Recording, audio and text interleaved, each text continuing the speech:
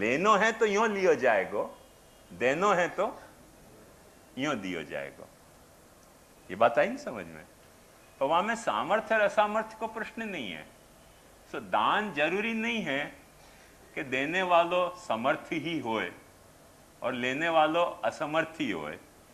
Equal level पे भी दान लियो दियो जा सके। जैसे अपन कोई के वेडिंग रिसेप्शन में जावें, आज की तारीख में वाकू दान नहीं कहा जाए है, क्योंकि दान को यूसेज कहीं दूसरे अर्थ में हो गया, दान धर्म पुण्य वाले अर्थ में हो गया। संस्कृत में दान को मतलब सिर्फ शुद्ध देनो है। ख्याल में आई ना? दान को मतलब आज जो अपन जा अर्थ में दान शब्द वापर रहे हैं, दान धर्म पुण्य के अर्थ में, वो संस्कृत में मतलब नहीं है। दान को मतलब है कोई को कुछ देनो, वो दान। ददाती इति दानम। लेने वालों शायद देने वाले से ज्यादा भी समर्थ हो सके। बात समझ में आई ना आपकी?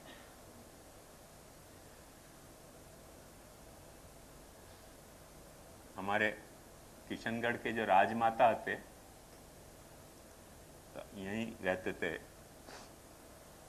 कफ परेड में। तो अक्सर उनसे मिलने में जाते तो अब वो भेंट धरते। अब मैं अपने साथ कोई रखूं नहीं भेंटिया कि जो भेंट उठावे। तो जब वो भेंट धरते तो फिर लास्ट में क्या होता, जब वहां से निकलते तो वो भेंट मुकु मोरी सौंपते, तो मेरी सौंपते, तो मैं ऐसे हाथ कर देते तो गुस्सा हो जाते मेरे पे, यान मत करो। फिर वो मेरी भेंट को खुद के हाथ में यूं रखते कि मैं आपने कहीं देवा, तो वो यूं रुपया रखते और मैं यूं रुपया उठाता। मैं यूं हाथ कर देता तो गुस्सा होते कि यान नहीं करना। यान क्यों हाथ करो आप? भेंट लेने जो उनने भेंट मुझको धरी है, वह भेंट को, क्योंकि मेरे पास कोई भेंटिया तो लेके नहीं जाता, तो पास भेंट जब मुझको देते तो मैं अक्सर ऐसे कहते लाओ दे दो चलो। गुस्सा हो जाते कि यान नहीं हो सके। आपने तो यान लेनी चाहिए, तो फिर मैं यूं भेंट लेता हूं, क्योंकि आपरो हाथ नीचे और मारो ऊंचे नहीं चाले। पर उनका अभिप्राय था। तो अब देखो ये दान की बात है, खुद कन्विंस रहते कि सामर्थ्य असामर्थ्य का हमें इश्यू नहीं है, पर देनी तो है। भेंट को के दान को एक ही चीज है। आई ना बात ख्याल में? तो कोई को दे रहे हैं कुछ और कोई कुछ ले रहे हो, हमें सामर्थ्य और असामर्थ्य को इश्यू नहीं है। वो अपोजिट मुद्रा रखते खास यही लिए राजमाता। हम उनको मासी जी कहते, तो उनको लड़ने को भी अधिकार है, तो उनको तो लड़ देते कि यहां नहीं होगा। बात समझ में आई ना? तो जरूरी नहीं है कि दान में सामर्थ्य और असामर्थ्य कोई मेजर इश्यू है। इश्यू सिर्फ इतना ही है कि जो चीज तुम्हारे पास नहीं है वो तुमको दी जा रही है। तुम समर्थ हो तब भी दी जा रही है, असमर्थ हो तब भी दी जा सके। देनो और लेनो, दान और प्रतिग्रह, ख्याल में आया ना? कृपा, कृपु सामर्थ्य। कृपा को मतलब ही जहां है जहां तुम अपनी सामर्थ्य को प्रयोग कर रहे हो। मतलब जहां पे तुम कृपा कर रहे हो वो असमर्थ है और तुम वाकई रिलेशन में समर्थ हो। हर दान में यही लिए कृपा नहीं झलके है। ख्याल में आयो ना? क्यों? मैंने आपको बताया कि हर दान लेने वालों असमर्थ होनो जरूरी नहीं है। कोई भी जमाई को कह दो कि तुम असमर्थ हो तो उल्टे पक चले जाएगा मंडप से। आई ना ख्याल में? तो असमर्थ के अर्थ में वहां दान नहीं दे रहे हैं अपन। जमाई को समर्थ मान रहे हैं करके कन्या दे रहे हैं। भूले चुके असमर्थ समझ में आ जाए तो अपन देंगे ही नहीं। तो यह बात को, रहस्य को समझो कि दान में सामर्थ्य और असामर्थ्य को इश्यू नहीं है, पर कृपा जब भी अपन कह रहे हैं तब सामर्थ्य और असामर्थ्य को इश्यू मेजर इश्यू बन के आ रहे हो। पर जब अपन कोई पे कृपा कर रहे हैं, वह कृपा करने में जरूरी नहीं है कि अपन दुखी हों। बिना दुखित भय भी अपन कोई पे कृपा कर सके। कोई के दुख से जब अपन दुखी हो रहे हैं तब अपन करुणा कर रहे हैं। बेसिक बात यह है कि कोई को दुखी देख के जब अपन दुखी हो रहे हैं तब फिर वो कृपा को सिर्फ बात नहीं रह गई, करुणा तक बात गई, क्योंकि दुखी तो वो है और वाकई दुख को देख के तुम दुखी हो रहे हो तो तुम्हारे भीतर करुणा जागी। तो यह बात को समझो कि करुणा, कई वक्त ऐसा हुए कि करुणा जागे पर सामर्थ्य नहीं हुए व्यक्ति में, तो कृपा नहीं कर सके करुणा जगने के बाद भी। ऐसे बहुत सारे सिचुएशन आए कि अपने को करुणा बहुत जगती हो पर अपने पास सामर्थ्य नहीं हो तो अपन कृपा नहीं कर सके, या जो चीज के बिना वो दुखी हो रहे हो वो अपने पास भी नहीं अवेलेबल हो तो अपन दान भी नहीं कर सके। अपने को समझ में आ रहे हो कि या के बिना ये दुखी हो रहे हो पर अपने पास भी वो अवेलेबल नहीं है। अपन वाकी नॉन अवेलेबिलिटी से दुखी नहीं है पर वो दुखी है तो अपन दे नहीं सकेंगे ना। बात समझ में आई ना? तो ये तीनों एक ही चीज नहीं है, अलग अलग हैं इनके शेड। वह तरह से देखोगे ना कि कौन से उपदेश देने में महाप्रभु जी जीव के दुख से खुद दुखी अपने आप को मान रहे हैं, तो जा उपदेश देने के पहले जीव के दुख से महाप्रभु जी अपने आप को दुखी मान रहे हो तो वहां महाप्रभु जी करुणा कर रहे हैं। और जीव को कुछ दे रहे हैं तो कृपा कर रहे हैं। असमर्थ मान के दे रहे हैं तो, पर असमर्थ मान के भी नहीं दे रहे हैं। आप समर्थ हो यूं भी मान रहे हैं महाप्रभु जी कि यह काम करने में आप समर्थ हो, पर फिर भी अपने तरफ से महाप्रभु जी कुछ देना चाह रहे हैं तो वो दान हो गया। आयो ख्याल में? आप समर्थ भी हो तो भी महाप्रभु जी कहना चाह रहे हैं कि भाई ये तो चीज मुझको तुमको देनी है तो मैं दे रही हूं तुमको, तो वो दान हो गया। तो या एंगल से देखोगे ना तो कंफ्यूजन नहीं होएगा। इन नटशेल फिर से मैं रिपीट कर दूं कि हर दान में कृपा और करुणा होना जरूरी नहीं है। हर कृपा में करुणा होना जरूरी नहीं है। कोई को अपन असमर्थ मानते हो, अपन असमर्थ मान रहे हैं, वाकु अपने में सामर्थ्य है, पर वाके असामर्थ्य के दुख से यदि अपन दुखी नहीं है, अपन सिर्फ वाकु हेल्प कर रहे हैं, तो अपने में करुणा नहीं जगी पर कृपा तो अपन कर ही रहे हैं कि नहीं? आया ख्याल में? तो या तरह से या कुछ समझोगे तो आपको तकलीफ नहीं होगी। जो आपको देखना है कि इन 19 ग्रंथन में जो सिद्धांत महाप्रभु जी ने उपदेश दियो है, वहां कहां महाप्रभु जी जीव के दुख से अपने आप को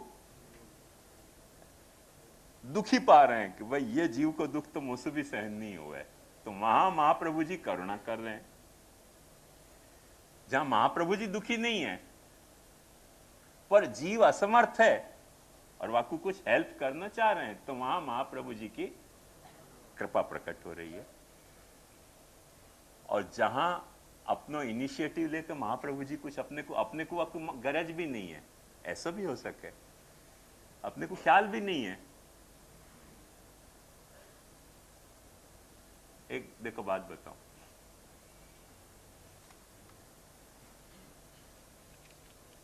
जब षोडश ग्रंथ की एडिटिंग में करते तो वो छोटे छोटे अक्षरन को मैग्नीफाई ग्लास से देखे बिना करेक्शन नहीं हो पाता था। तो जो वैष्णव मेरे यहाँ आते और देखते हो कि मैग्नीफाई ग्लास से मैं करेक्शन कर रहे हूं, सब लोगों ने मैग्नीफाई ग्लास धरने भेंट शुरू किया। ढेर मैग्नीफाई ग्लास हो गए मेरे पास। तो सब देखते हैं कि दिन रात महाराज मैग्नीफाई ग्लास से कर रहे हैं कुछ, चलो एक अपन भी भेंट धरिया। कोई अमेरिका जावे तो अमेरिकन मैग्नीफाई ग्लास लिया हुआ है, यूरोप जावे तो वहां से मैग्नीफाई ग्लास लिया हुआ है, कोई जापान जावे तो वहां से मैग्नीफाइंग ग्लास लिया आवे, तो बहुत मैग्नीफाइंग ग्लास मेरे पास इकट्ठे हो गए। अब देखो मैं कोई दुखी नहीं है, तो मेरे पास तो मैग्नीफाइंग ग्लास है तो मेरो, पर विष्णु को वो से भाव जगे कि भाई महाराज को मैग्नीफाइंग ग्लास की जरूरत है ना।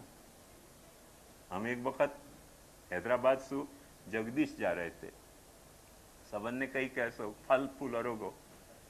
अब मेरे को फल फूल दोपहर सुबह खाने में कंटाला आवे, मैंने कहा भाई मेरे को शाम को फल फूल अच्छा लगे, ये दोपहर में को फल फूल अच्छा नहीं लगे। क्या कि मैं तो अपर बर्थ पे सो गयो, जगह तब करंडिया के करंडिया रखे हुए थे। अच्छा बहन, मैंने नहीं कही कि दूध पसंद आवे, नहीं तो भैंसे यहाँ इकट्ठी कर देते सब। दूध पसंद आवे न ले महाराज। आदमी कितना दूध पी सके। जब मैं जगयो शाम को तो सब लोग अपने अपने फूल को करंडिया लाके रख गए, फल फूल को। अब या में नहीं कि मैं कोई दुखी है तो या कोई असमर्थ हो तो भाई महाराज शाम को फल फूल खावे ना, ले महाराज फल फूल खा नहीं सके, इतना करंडिया इकट्ठे हो गए। तो ये क्या है? दान की वृत्ति है, या में कोई कृपा की या करुणा की वृत्ति नहीं है कि अने मां श्याम फल फूल नोता मत बोलो बाल कृष्ण लाल की जय, ऐसा कुछ नहीं है तीन। वो सिर्फ भाव है तो भाई इन्ना शाम को कही के फल फूल खाएंगे तो करो करंडिया।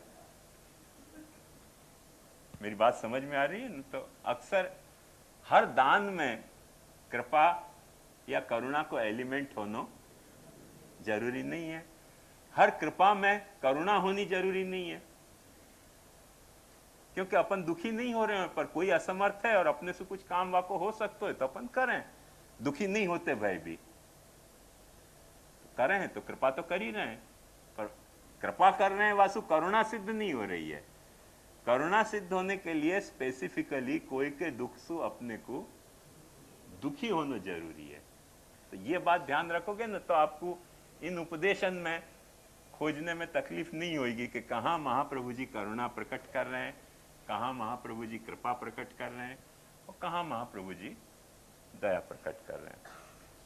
और कुछ चाहिए खुलासा? सफिशिएंट है ना? આજના પ્રવચનમાં આપે સમજાવ્યું કે જે વસ્તુ કન્સ્ટન્ટ થાય છે તે સ્વભાવ લાગે છે, અનુભવ નથી, તો તેમાં એ સમજ નથી પડતી કે અનુભવ તો વ્યક્તિ જીવે પોતાનું છે, પરંતુ આપે જે સમજાવ્યું એમાં થર્ડ પાર્ટીના રિફરન્સમાં સમજાવ્યું છે। તો અનુભવ થર્ડ પાર્ટીના રેફરન્સમાં જોવું જોઈએ કે પોતાના?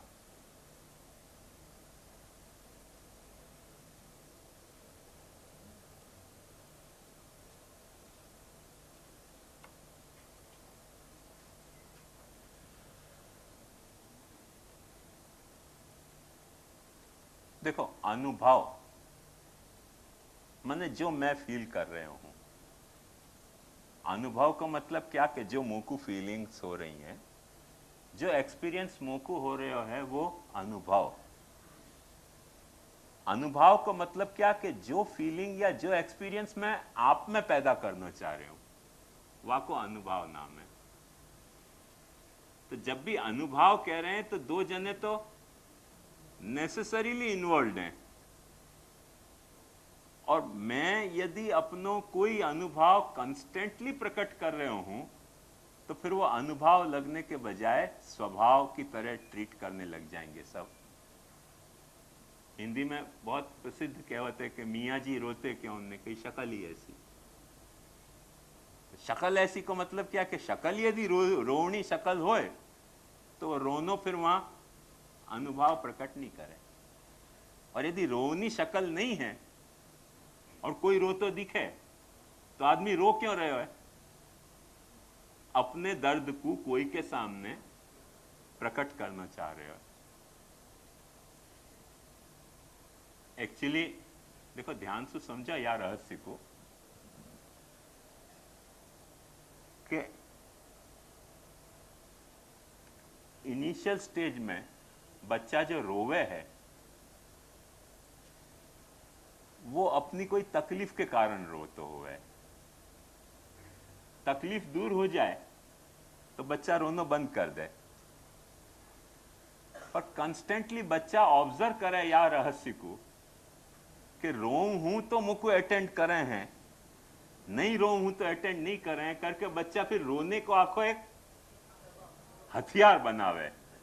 हर छोटी बात पे रोनो, जिन पर रोना नहीं आता है उन पर भी रोनो। वो हथियार बच्चा क्यों बनावे? क्योंकि अपन वाकु अटेंड जल्दी नहीं करें और रोवे तभी अटेंड करें। वासु बच्चा को वो को रिलेशन एस्टेब्लिश हो जाए कि जब तक रोऊंगा नहीं तब तक ये मेरा काम करेंगे नहीं। बच्चा के पास और तो कुछ होवे नहीं है साधन, वो झगड़ नहीं कर सके, पीट नहीं सके, मार नहीं सके, कुछ कर नहीं सके। तो वो क्या है कि वो या रहस्य को, अपनी वीकनेस को समझ जाए कि रोने से अपन डिस्टर्ब हो रहे हैं, और ये रहस्य को पता चले नहीं कि फिर हर बात पे रोना शुरू करे बच्चा। तो बहुत सारा बच्चा को रोनो ऐसे जो बिगड़े आदत के बच्चा हुए उनको रोनो फिर देखो अपने को अनुभव नहीं लगे, अपने को समझ में आ जाएगा कि आदत ही रोवे की पड़ गई है, हर छोटी मोटी बात में रोवे की। अपने को फिर वहां में करुणा नहीं जगे, जबकि ओरिजिनली वहां की स्टार्टिंग भाई हो बच्चा की ऐसे कि वो कोई तकलीफ हो वहां के कारण रोते हुए। और वो क्या है कि कंस्टेंटली या बात को ऑब्जर्व करे कि रो तो अटेंड करे, नहीं तो कोई मुझको अटेंड नहीं करे। फिर वो आपको हथियार तरीके बच्चा वापरने लग जाएगा। अब पता चल गई कि तुम्हारी वीकनेस क्या है, और जितना अपन लैक ऑफ अटेंडेंस करें उतनी जोर जोर शुरू हो पाछो। यो बच्चा वाले भोंदू हो, पर ये समझ बच्चा में बहुत पक्की हो कि क्या करूं तो वो मुझको अटेंड करेंगे। सो अनुभव जब भी है तो वो दूसरे के प्रति ही होवे है।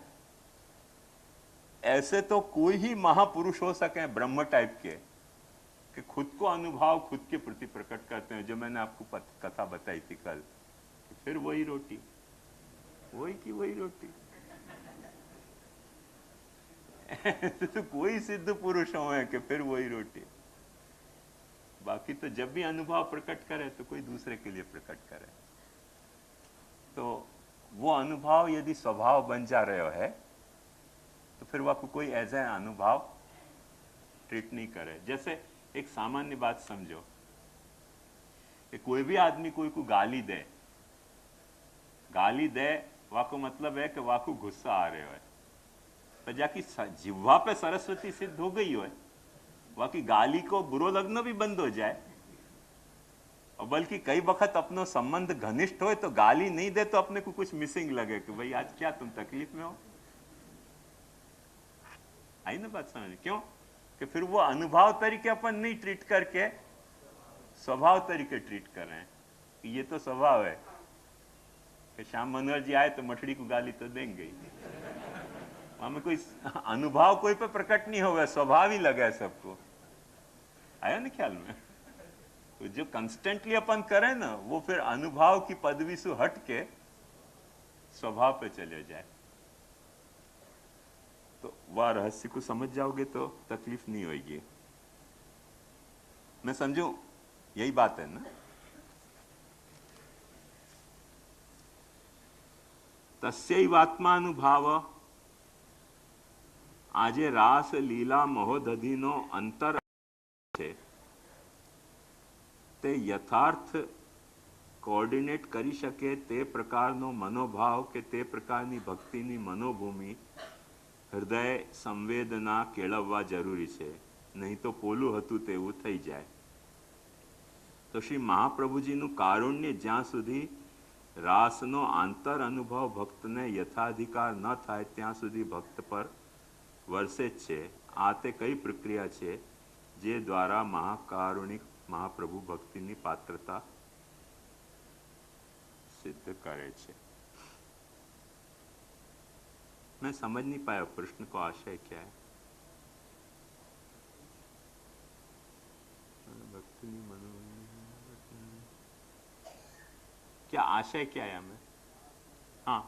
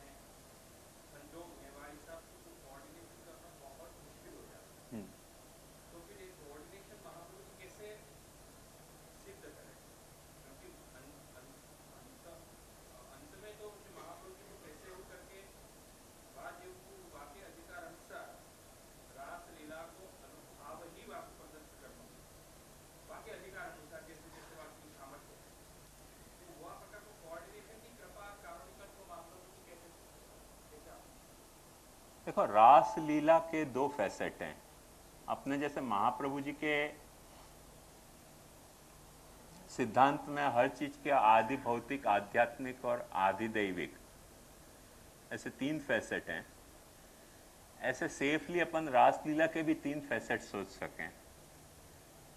एक रासलीला को आदि भौतिक फैसेट है, एक रासलीला को आध्यात्मिक फैसेट है, एक रासलीला को आदि दैविक फैसेट है।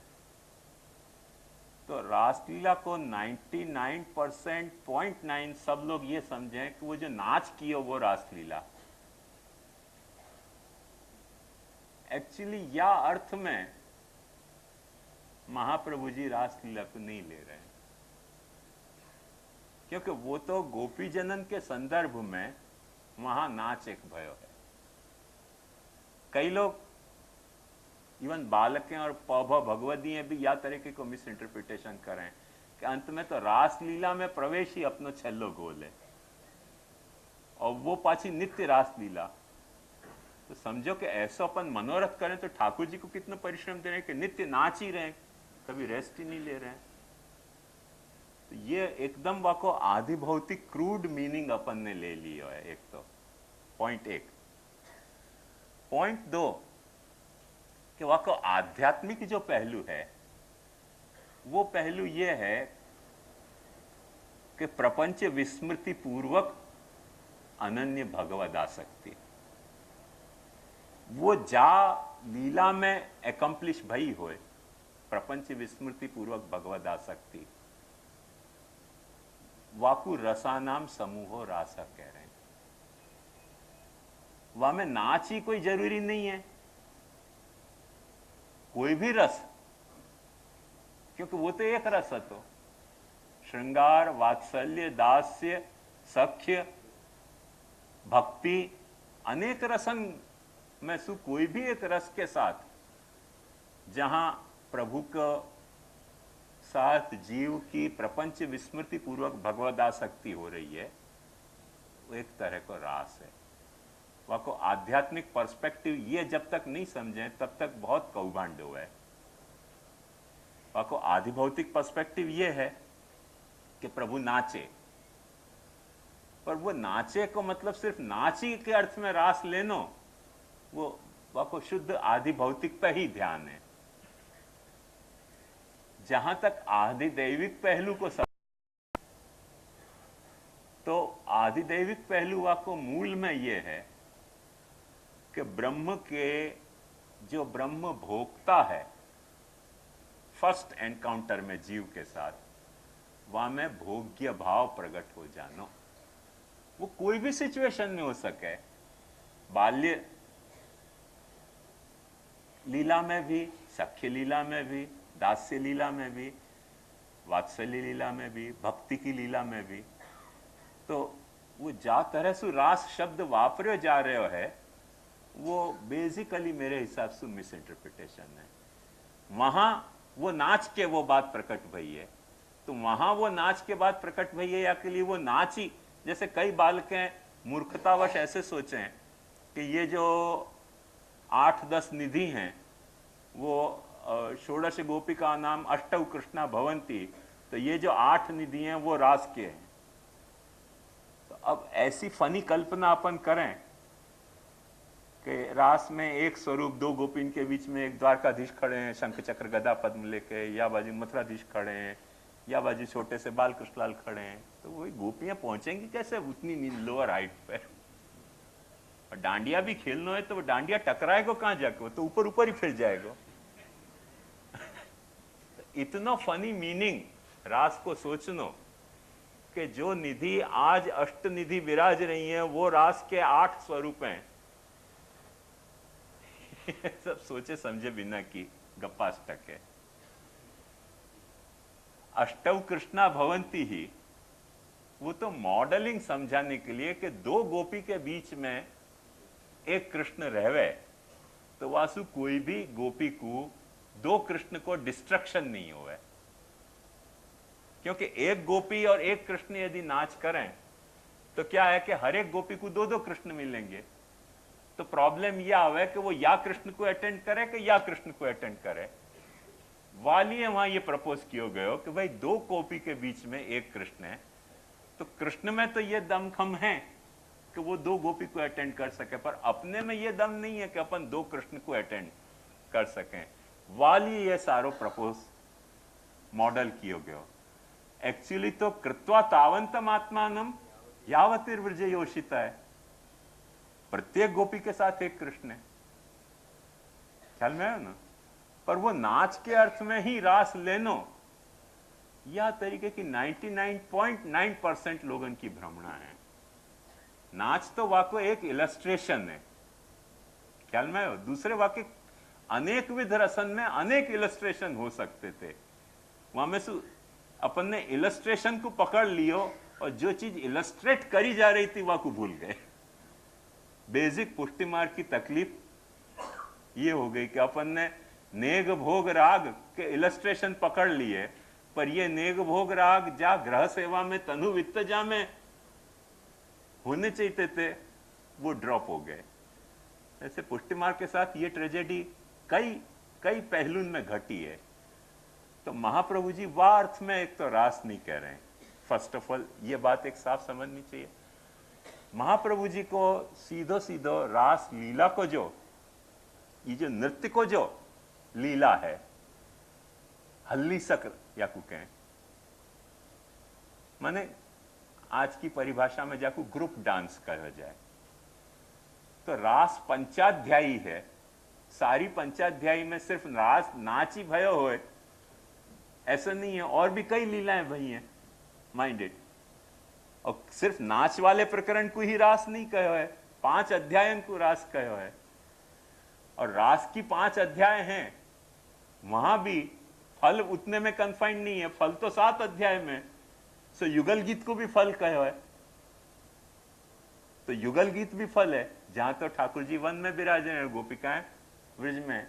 जो नेट वाको मैसेज है वो यह बात को ध्यान से समझो कि अपनी प्रपंच विस्मृति पूर्वक भगवद आसक्ति, ये रास को आध्यात्मिक अर्थ है, जो ये नृत्य में भी पॉसिबल है। और मैं समझूं कि यशोदा जी ठाकुर जी को कहीं बांधती हो तो वहां में भी पॉसिबल है, और सखाएं कोई ठाकुर जी के साथ गिल्ली डंडा खेलते हो तो वहां में भी पॉसिबल है, और कोई ठाकुर जी पे सवार हो जाते हो वाह भगवान कृष्ण श्री दामानम पराजित, तो वहां में भी पॉसिबल है। और अपन अपने घर में अपने ठाकुर जी की सेवा करते हो प्रपंच विस्मृति पूर्वक भगवद आसक्ति सु, तो वो अपने प्रभु के साथ रास है। बात ख्याल में आई ना। वो रास सु 0.1% भी कुछ कम बात नहीं है। कम है तो यह अर्थ में कि गोपिकान को प्रपंच विस्मृति पूर्वक भगवदासक्ति के साथ ठाकुर जी के साथ नाचना मिलो। अपन अपने ठाकुर जी की सेवा प्रपंच विस्मृति पूर्वक भगवदासक्ति से नहीं कर पा रहे हैं, याली अपना रास नहीं है, तो अपने को सेवा के कारण रास लीला में प्रवेश होना चाहिए। ख्याल में आयो। अपन यह चाहे कि भाई या सेवा के कारण हमारो रास लीला में प्रवेश हो। रास लीला में प्रवेश का मतलब क्या कि हमारी सेवा वह नेचर की बने कि जहां में प्रपंच को भूल के भगवदासक्ति हमारी एकम्प्लिश हो। जा दिन एकम्प्लिश हो गई वह दिन तुम्हारा रास ही हो रहे हो ठाकुर जी के साथ। ख्याल में ना। वो डांस के अर्थ में वो रास एक तो मन में सु एकदम रब आउट कर दे या बात को। महाप्रभु जी जो रास लीला ही का तात्पर्य है, वो डांस लीला ही का तात्पर्य नहीं है। ये बात बिल्कुल साफ समझिए। इतनो प्रिवेलिंग ये कंफ्यूजन है कि अपने को कभी कभी तो नोशियाटिक फील हुआ कि हर वक्त सच्ची ठाकुर जी नाचते ही रहते हुए तो बड़ी प्रॉब्लम हो गई। कोई ऐसे मेरे पीछे पड़ जाए तो बस आप आ गए हो तो बस अब नाचते ही रहो, मैं जाना ही बंद कर दूंगा के घर पे। आ गए अकेले मत नाचना ही थोड़ी जरूरी है भाई, और भी तो कई बातें हैं ना। तो ये एक रहस्य साफ सुथरे तौर पे अपने को समझना चाहिए। वो महा प्रपंच विस्मृति पूर्वक भगवदासक्ति को डेमोन्स्ट्रेशन वहां नाच में भयो है। वो गोप बालकन के साथ गिल्ली डंडा खेल में भी हो सकता, तो यशोदा जी के साथ कोई और तरह के इंटरेक्शन में भी हो सकता, तो कोई सेवक और स्वामी के रूप में भी वो इंटरेक्शन हो सकता है। जहां प्रपंच विस्मृति पूर्वक भगवदासक्ति है वहां रास एकम्प्लिश हो गया। ख्याल में? वाको आधिदैविक स्वरूप, ये आध्यात्मिक स्वरूप है वाको, और वाको आधिदैविक स्वरूप ये है कि भगवान की भोग्यता प्रकट हो जाए, माने रिवर्सल ऑफ ऑर्डर हो है कि अपन ठाकुर जी, अपन जब ठाकुर जी को अप्रोच करें तो इनिशियली या मेंटेलिटी के साथ या एटीट्यूड के साथ ठाकुर जी को अप्रोच करें कि जो कुछ मेरो है, मेरे पास जो कुछ अच्छो है, वो सब वाको भोगता तू है। यदि मेरो देह अच्छो है तो वाको भोगता तू है, यदि मेरो ज्ञान अच्छा है तो वाको भोगता तू है, यदि मेरे कर्म अच्छे हैं तो वाको भोगता तू है, यदि मेरे पास कोई कला अच्छी है तो वाको भोगता तू है, यदि मेरो परिवार अच्छो है तो वाको भोगता तू है, यदि मेरो घर अच्छो है तो वाको भोगता तू है, यदि मेरो झगड़ा अच्छो है तो वाको भोगता तू है। माइंड इट हो, कोई के झगड़ा अच्छे हो सके, वह झगड़ा को भोगता प्रभु है। ख्याल में? तो वो वाको भोगता तू है, या तरह से जब अपन अप्रोच करें, अंत में वाह भोग करते करते प्रभु में वाह तरह को रिवर्सल आवे कि अब मैं जो भी कुछ काम करूंगा वाह को भोगता मैं नहीं हूं, चल तू है। तो जा दिन जीव को उनने भोगता तरीके मान्य कर लियो, वह दिन वह रास को आधिदैविक रूप फलित हो गयो। सो बेसिकली यह बात को खास ध्यान में रखनो। और अब महाप्रभु जी ये करें कैसे हैं, करें कैसे हैं महाप्रभु जी, ये वाकई लिए महाप्रभु जी ने बहुत सारे मेथड समझाई हैं। ये सारों पुष्टि विधान के जितने भी ग्रंथ कंपाइल किए हैं वो यही एंगल से कंपाइल किए गए हैं कि वो सारी जो मेथड है आपको अपन एक लाइन में धर के देखें। ग्रंथ के रूप में तो अपने पास कब से अवेलेबल है, और वो एक होल सिस्टम क्या बना रहे हैं, वह सिस्टम को अपन देखें। ये जो अपन एग्जामिनेशन ले रहे हैं, टेस्ट ले रहे हैं, सरप्राइज टेस्ट, वाको भी मुख्य पर्पस यही है कि इन सारे ग्रंथन में से अपनी भक्ति की कौन सी सिस्टम एक उभर रही है, वह सिस्टम पे अपन ध्यान दें।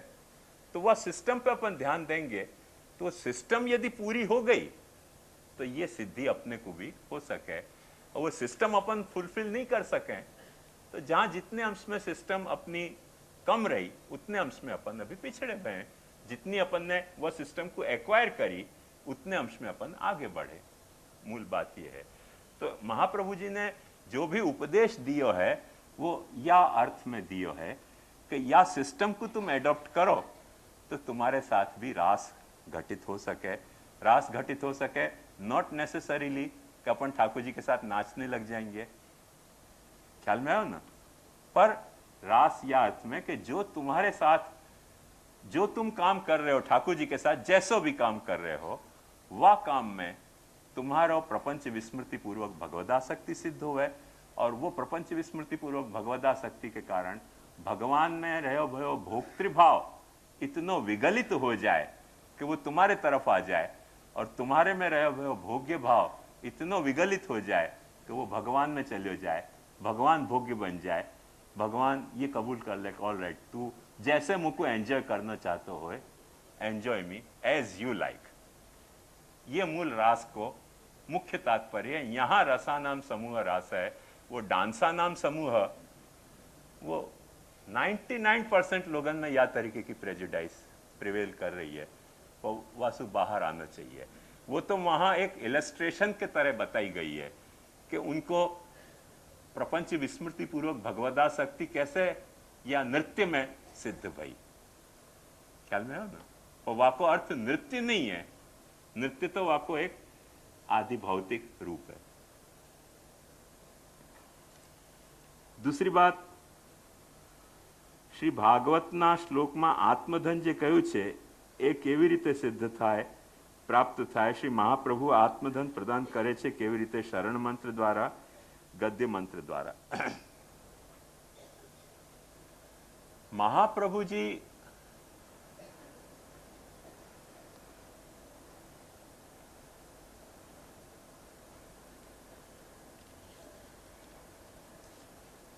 को जो अप्रोच है शरण मंत्र और गद्य मंत्र को वो इमीडिएटली आत्मधन प्रोवाइड करने को नहीं है।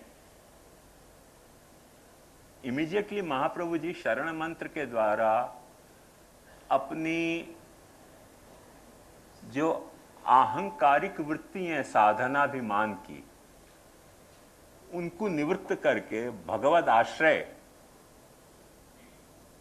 सिद्ध करवाने को है।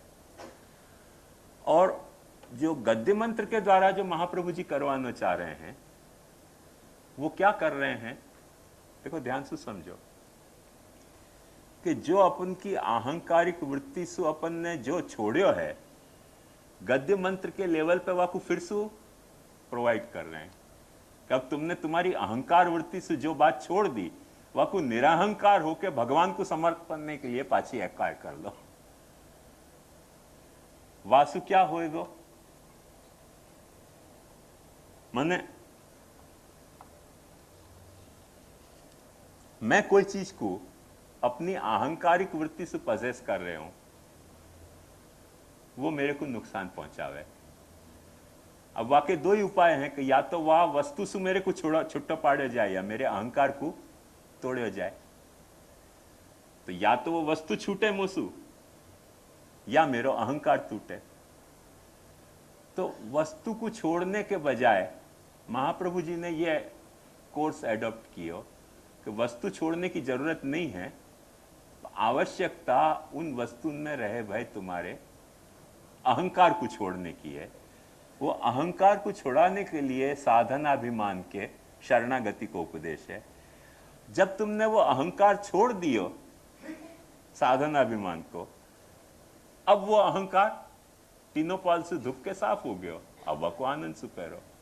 वहां में जो गंदगी हती वो इतनी हती अहंकार में कि वो अहंकार तुमने बहुत नैरो फ्रेम में एक्वायर कर रखे। तो वाकू या लार्जर फ्रेम में एक्वायर करो अहंकार को। वो अहंकार पाछो साधनाभिमान रहित जो तुम्हारो अहंकार है वो सेवोपयोगी हो गयो। अब वो ठाकुर जी को समर्पने लायक हो गया। नहीं तो जब तक तुम्हारे में साधनाभिमान को अहंकार है तो क्या होएगा? देखो ध्यान से समझो यह बात को। तो साधनाभिमान के अहंकार को रखते भाई यदि तुमको सेवा भी सौंपी ना, तो सेवा भी तुम साधनाभिमान से ही करोगे।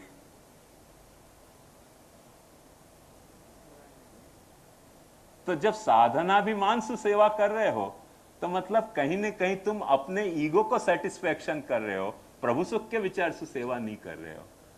और सेवा की पहली शर्त है प्रभु सुख के विचार से।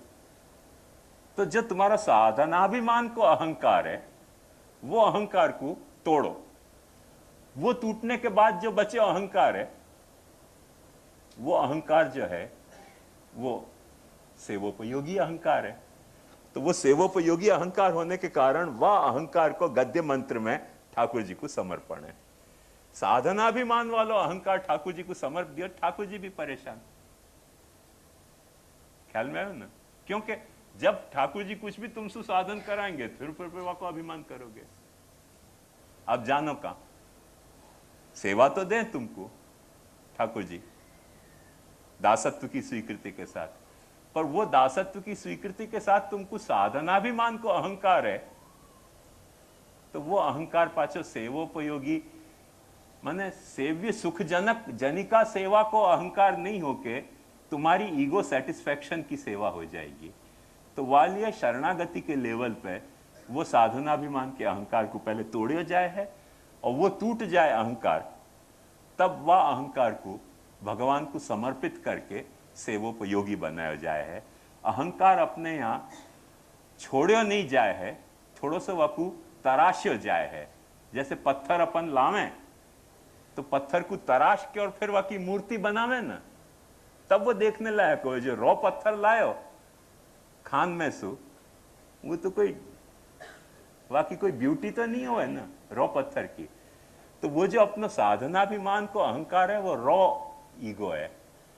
वाकू अपन तराशे हैं शरणागति के भाव से, तराशने पे वही अहंकार जैसे खूबसूरत पत्थर मैंने एक बदसूरत पत्थर को अपन ने अच्छी तरह से मूर्ति में तराश लियो तो वो घर में सजाने लायक हो जाए, ऐसे वो अपनो अहंकार ठाकुर जी की सेवा में वापरने लायक हो गयो। अपने यहाँ की परिभाषा में समझ न हो तो अपन छुए भय हते और अपरस में ना के सेवा करने लायक हो गए। तो जो साधनाभिमान को अहंकार हतो वो छुयो भयो अहंकार हतो, और जब अपन ने साधनाभिमान तोड़ के और अहंकार रखियो ना तो वो अहंकार अपनो अब अपरस में ना लियो, अब वासु सेवा कर सको वह अहंकार से। वो अहंकार बाधक नहीं होएगो, नहीं तो क्या आएगा कि वो ही अहंकार सु तुम सेवा करोगे तो वो तो ठाकुर जी को इंसल्ट है ना एक तरह से। मूल या में रहस्य ये है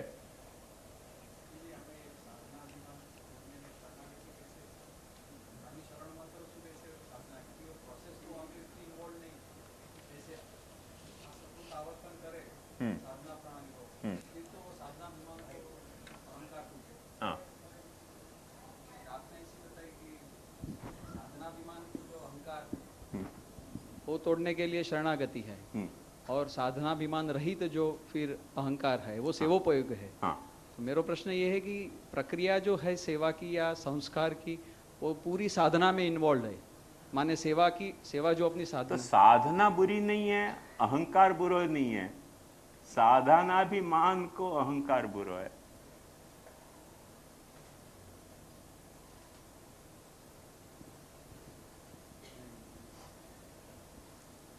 देख ढोकला कोई बुरी चीज नहीं है और ना रबड़ी बुरी चीज है, पर तुमने ढोकला को रबड़ी में मिला के खायो ना तो सब लोग समझ जाएंगे कि फिर मनुष्य योनि नहीं है, कोई गाय की योनि है। ढोकला कोई रबड़ी के साथ मिला के खाया जाए, बात समझ में आई ना। बुरो रबड़ी भी नहीं है, बुरो ढोकला भी नहीं है। अब बस ये सिद्धांत तुमने पकड़ लिया कि ढोकला भी कितना अच्छा है, ओहो हो, और रबड़ी ओहो हो, अब ढोकला को रबड़ी में मिला के खाओ तो रबड़ी भी गई बेचारी और ढोकला भी गयो काम से। ऐसे न तो साधना बुरी है न अहंकार बुरो है। वो ढोकला और रबड़ी जब तुम मिला के सान के खा रहे हो तो औरत दुखी हो जाएगी कि फिर मैं बनायो क्यों, मैंने यासु ब्यायो या के बजाय तो कोई बैल से ही ब्यायो होता तो अच्छे रहता ना। तो ढोकला रबड़ी को सान के खाना घोटाला है। ढोकला खाने में घोटाला नहीं है, रबड़ी खाने में घोटाला नहीं है, दोनों अच्छी चीजें आइटम है। ऐसे अहंकार भी अच्छी आइटम है, साधना भी अच्छी आइटम है। तो वो अहंकार को साधनाभिमान सुक्लब करनो, साधनाभिमान को अहंकार सुक्लब करनो, वहां रबड़ी और ढोकला को बेल से लो गया उत्तो करेक्ट करना, वो शरणागति की प्रक्रिया से। माने वंस अगेन अभी पुष्टि मार्ग की जितनी पुस्तक देखो ना, अहंता ममता छोड़ो, अहंता ममता तोड़ो, अरे भाई महाप्रभु जी क्या कह रहे हैं वो तो देखो एक मिनट। महाप्रभु जी स्पष्ट आज्ञा कर रहे हैं कि जाकी अहंता ममता भगवान को समर्पित हो गई वो तो सिद्धि है, दोष नहीं है। असमर्पित अहंता ममता दोष है। गंगात्वम सर्वदोषाणाम गुणदोषादि वर्णना गंगात्वेन निरूप्यास्या तद्वद अत्रापि चैवै। भगवान को समर्पित जो अहंता ममता है वासु तो कोई बेटर अपने पास अच्छो इंस्ट्रूमेंट नहीं है। माने शायद मुक्ति भी भगवान को समर्पित अहंता ममता से बहुत नीचे दर्जा की चीज है। यद्यपि अहंता ममता एक फॉल्स एक्सपीरियंस है, हैं? पर वह फॉल्स एक्सपीरियंस के कारण भी जब वह अहंता ममता को अपन समर्पण कर दे रहे हैं भगवान को तो हमें कोई गजब को ग्लोरिफिकेशन आ रहा है। एग्जैक्ट अपन या कोई या ढंग से समझ सकें कि ब्लैंक स्क्रीन जो है थिएटर को वो नीरस है, और थिएटर में जो पैदा भई डार्कनेस है वो भी नीरस है। और वो ब्लैंक स्क्रीन और थिएटर की डार्कनेस ही ऐसी है कि जहां में पिक्चर चल सके। यदि लाइट हो गई तो पिक्चर नहीं चलेगा, और तुम पिक्चर चला रहे हो और थिएटर वो स्क्रीन खुद ब्लैंक नहीं हो के कुछ कुछ वाक्य चित्र अलग दिख रहे हैं, जैसे कोई चित्र पे तुमने प्रोजेक्शन की हो, पिक्चर देखने की मजा किरकिरी हो जाएगी। तो स्क्रीन ब्लैंक होना चाहिए, थिएटर में डार्कनेस होनी चाहिए, फिर प्रोजेक्शन को आनंद ही आनंद है। थिएटर में लाइट हो गई, मजा किरकिरी हो गई फिल्म की। स्क्रीन ब्लैंक नहीं रहे हो तो मजा किरकिरी हो गई। तो ये दोनों चीज एक दूसरे के विपरीत है ना, तो मजा फिल्म की यही सुई आ रही है। ऐसे एग्जैक्टली अपनो साधना अभिमान और अपनो अहंकार, ख्याल में आओ? तो अपनो अहंकार को समझ लो कि एक डार्कनेस है, अपनो साधना अभिमान एक ब्लैंक स्क्रीन हो जाए, where there is no picture, then bhakti will be projected upon it. है ख्याल में? तभी भक्ति को प्रोजेक्शन वहां पे सक्सेसफुल होएगा। यदि तुम्हारो अहंकार को डार्कनेस नहीं है वहां, तो भक्ति को प्रोजेक्शन होएगा कैसे?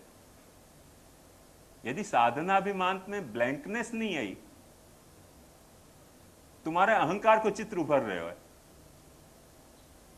तो प्रोजेक्शन करोगे भी ना, तो पिक्चर देखने को मजा नहीं आएगा। तो screen has to be blank. या रहस्य को समझ ले। और अहंकार तुम्हारा डार्क होना ही चाहिए, अहंकार की डार्कनेस वाके इर्द गिर्द होनी चाहिए, फिर आनंद से भक्ति को प्रोजेक्शन को पूरा मजा आएगा। ये वाकई मैकेनिज्म है। यहां रखें, दृढ़ चरणन केरो भरोसो, दृढ़ चरणन केरो, श्री वल्लभ नख चंद्र छटा बिन, सब जग माज अंधेरो भरोसो, दृढ़ चरणन केरो, साधन और नहीं या कली में, जासो निवेरो, सुर कहा कहे द्विध आंधरो, बिना मोल को चेरो भरोसो, दृढ़ चरण